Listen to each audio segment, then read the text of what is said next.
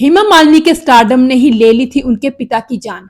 हेमा मालिनी एक भारतीय film industry की एक ऐसी अदाकारा हैं जिन्होंने 70 और 80 के दशक में भारतीय फिल्म इंडस्ट्री पर राज किया था। उनको ड्रीम गर्ल के नाम से जाना जाता है। सीता और गीता और शोले फिल्म में बसंती का जो उनका किरदार निभाया गया था, लोग उनको इतना ज्यादा पसंद करते थे कि आज भी उनको बसंती के नाम से ही कई बार पुकारा जाता है। तो उस टाइम पे उनका स्टारडम इतना ज्यादा था कि सिर्फ भारत ही नहीं बल्कि पड़ोसी मुल्कों से भी उनके बहुत सारे चाहने वाले थे। ये जो हम आपको आज बात बताने जा रहे हैं, ये उस टाइम की है जब हेमा मालिनी जी की शादी नहीं हुई थी वो, और अपने माँ बाप के साथ वो मुंबई में ही अपने घर में रहती थी। तो उनका एक चाहने वाला पड़ोसी मुल्क पाकिस्तान से यहाँ पहुंच गया इंडिया उनको मिलने के लिए।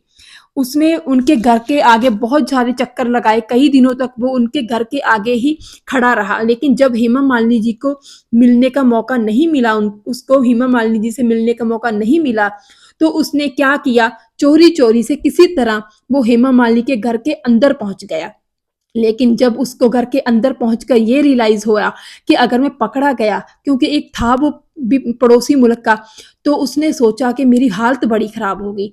तो उसने चाकू जो पड़ा था, किसी टेबल पर चाकू पड़ा था घर में ही, तो वो अपने हाथ में उठा लिया। जब ये सारा वाक्य हो रहा था, जब वो फैन घर में छुपा हुआ था, तभी हेमा मालिनी जी के पिता घर में एंटर हुए और उसने एक अजनबी इंसान को हाथ में चाकू पकड़े हुए देखा। तो वो बहुत ज्यादा टेंशन हो गई, उनको बहुत ज्यादा स्ट्रेस हो गई और उनको हार्ट अटैक आ गया। इस घटना के तुरंत बाद ही उनको हॉस्पिटल लेकर जाया गया, उनको बचाने की खूब कोशिश की गई, लेकिन सब बेकार हो गया और वो दम तोड़ गए।